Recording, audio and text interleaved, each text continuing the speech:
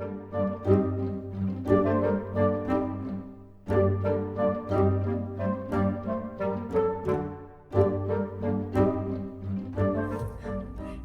guys, it's me again, Athena. Thank you for joining me here today. Thank you to everyone who's left comments recently. I really appreciate it, and it makes me feel encouraged to record more frequently here. I have found, which is not really news, I don't know why I keep discovering and realizing, but it's easiest for me to record when I am in a car. The aesthetics are not that great. I've spent stupid amounts of money on lighting and backdrops and bullshit that I don't even use, and here's when I actually record something. So this video is another response to my Ask Me Anything video that I actually had to hide. I put it on Patreon. I won't go into reasons about why I did that, but it's fine. The follow-up video to that one where I was answering some questions, that one's still public. So on that video, I got lots of great comments and suggestions. One from Owlvine Green, and I almost had to kick myself because when I was answering who are my favorite YouTube witches, who do I watch, I didn't even mention Owlvine Green, and good Lord, she and Molly Roberts, both of them are also high on my list up there with Ember Honey Raven and Tiptoe Chick. I think the only reason she slipped my mind, or both of them slipped my mind, is I don't see them as often anymore uploading. I know Molly has a Patreon, and actually she's really good on her Patreon. I'm one of her supporters. She puts out a ton of videos. I just hadn't remembered her because I don't know how frequently she uploads to the public. I also don't know if you have noticed, but YouTube's weird with the subscriptions. You can be subscribed to someone and not see them in your feed, and even go so far as to notice that you are unsubscribed somehow. I don't see that quite as often in my subscriptions in terms of who I know I've subscribed to. I don't notice that quite as much. But I do notice that I am suddenly subscribed to people I never subscribed to. That's weird. I don't know what's going on with YouTube. Unless I'm mistaken, and I very well could be, I don't think Owlvine has put out much in terms of videos lately. She moved house, and I'm sure she's very busy. I know she's active on Instagram, so I feel like I'm still in touch with her. Plus, I'm happy that I count her among friends, that we have each other's phone numbers and we will send texts here and there. It's funny because since she is in Australia, she is, I think, 14 hours ahead of me here. So when we do send texts to each other, it's always like, if I'm just getting up, she is just, maybe has gone to bed, and vice versa. It's cute, and I love it. And when I talk to people I work with, I always say, oh, I have a friend in Australia and this is what she says. So I think that's cool. One of the questions that Owlvine asked was what books, witchy or non-witchy, do I count among my favorite for witchy inspiration, or something to that effect. As far as witchy texts, my favorites that I use the most are Judika Elish's book. Some people say Judika Isles. I've heard interviews with her and she pronounces her name Elish. Her 5,000 Spells book is one of my go-tos.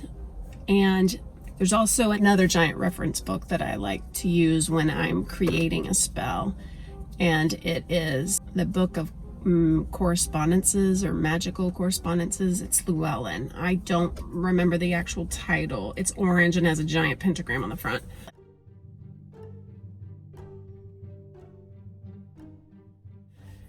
Those two are really, I think, the only books I need when I am creating a spell. It's funny, I've bought so many books over the years that have spells in them, and I don't use any of them outside of Judika Judika Elish's. My one exception would probably be Dorothy Morrison's Utterly Wicked.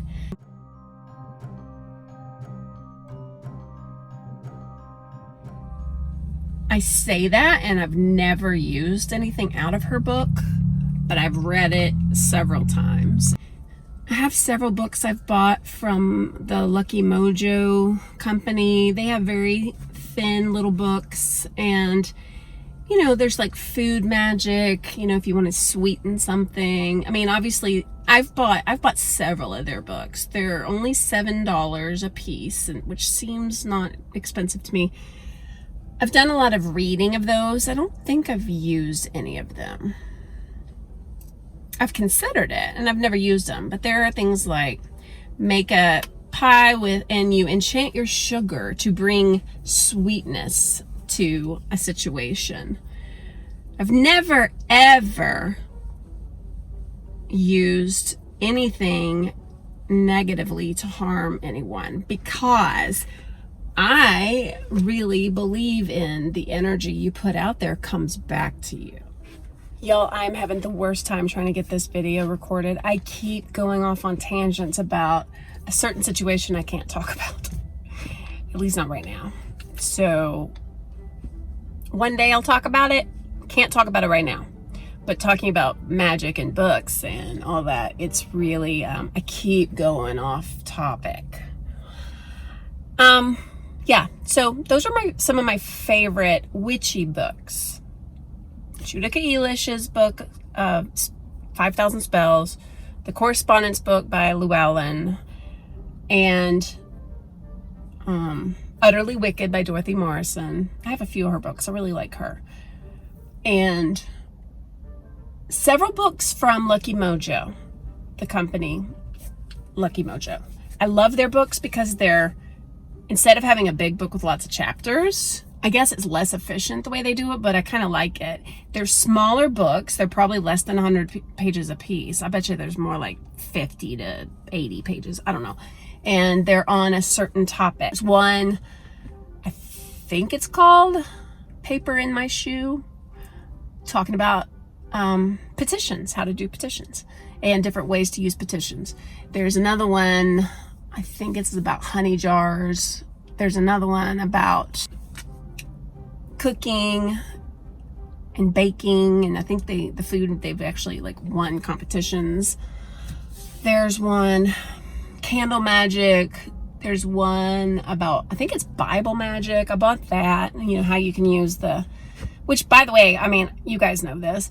There's a lot of old folk magic, you know, that's like Southern conjure and stuff, where they were Christians, but they use the Bible because, I mean, I love when people say the Bible's one of the best grimoires out there, and all this magic and all this spells in there. And I think there's probably, I mean, yeah, think about it. There's a lot.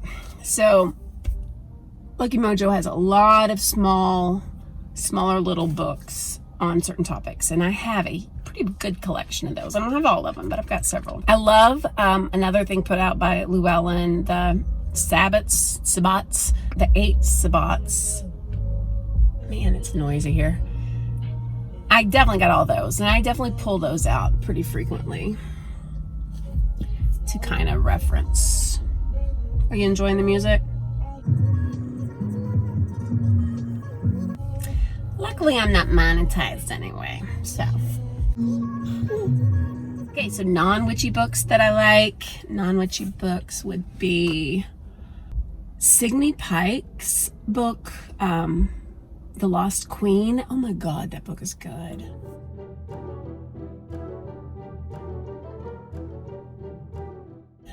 There's a lot of magic in that book. It's more pagan with a little bit of magic. That book is phenomenal, and the sequel should be out soon. I've already pre-ordered it.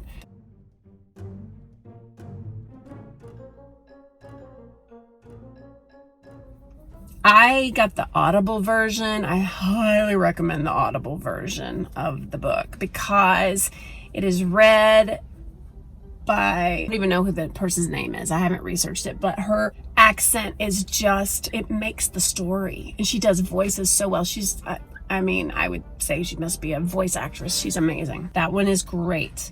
Another, well, I mean, about practical magic. The book is way different than the movie. And then they came out with one, it's not The Gift of Magic. What was it called? I put a screenshot in here, the name of it.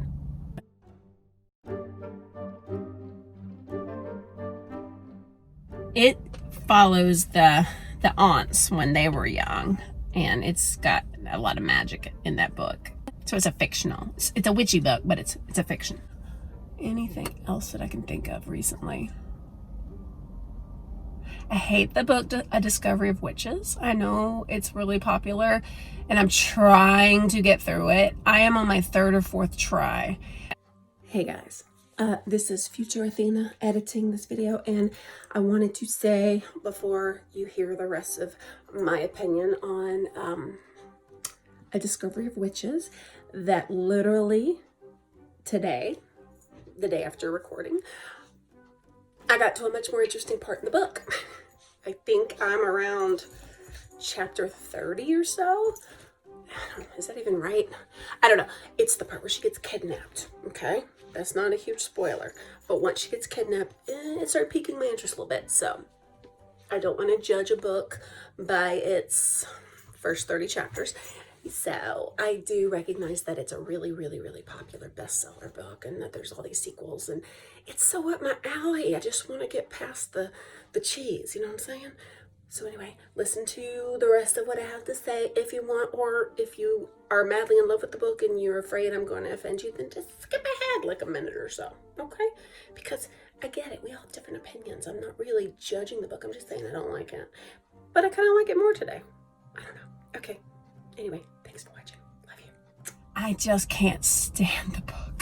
I have a feeling the show or the movie, I know something was recorded, I have a feeling it's going to be good. So that's why I'm trying to force myself through it, because I like to know the whole story and not just whatever is filmed. But I can't stand it. Ugh. Sorry to everybody who loves it. I don't know what my problem is with it. I think I've come to an age where the sappy romance shit part of it, now it's amazing in The Lost Queen. It's realistic and amazing to me in that one. But this one, I guess it's just so fucking tropey, you know? It's almost exactly the same as Twilight, really. That's what it is. It's like Twilight. Except for Bella, instead of the character, the Bella of the book, she's a witch. But yeah, I'm sorry. I'm not trying to diss the book, because I know people love it. And people who I love and respect love the book. So I know it's me. It's me. It's not you. It's not the book. It's not its fans. It's me. I don't like it. You know? It's okay. Is there anything else? I'm drawing a blank right now. But if I think of something, I'll film some more. I gotta get inside now. I'm outside Target. I know you're shocked. And I have been gone for almost an hour now. Thank you, thank you, thank you, thank you for watching. I appreciate it. Like, subscribe, hit that bell, you know, all that stuff. Oh, I'll tell you one more thing. I haven't sat down, and I don't know when I will, because I'm big on plans that I don't follow through with, but I want to come up with an intro. I think all of my favorite YouTube people usually start off with a little spiel, they say, where they introduce themselves and they say what they're about and welcome and all that, because I don't know, I like that. I want to do that.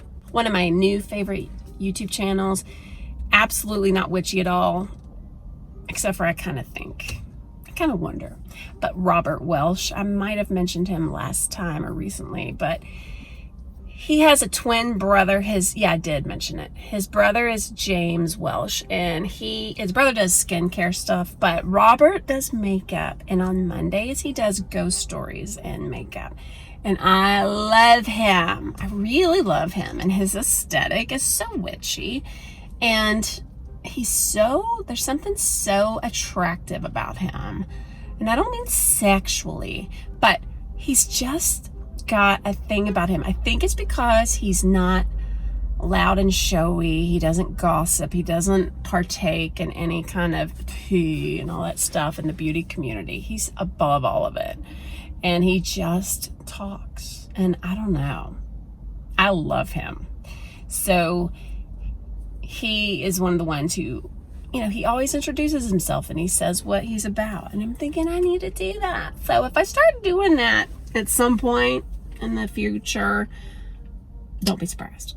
Okay? I hope I can cobble this thing together and make it postable, because I don't want to just do what I often do is delete. I need to push these things out there because, you know. All right, enough jibber jabber. I love you. Take care of you. Thanks for watching. Peace.